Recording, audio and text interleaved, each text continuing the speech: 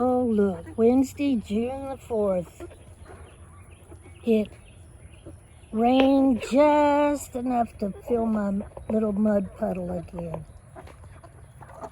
It didn't even hardly get the ground wet. I'd like to have some actual rain.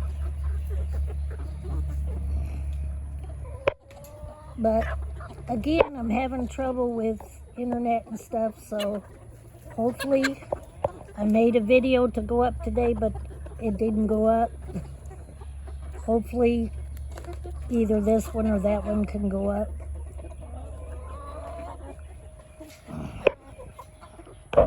But anyway, they're having some afternoon scratch.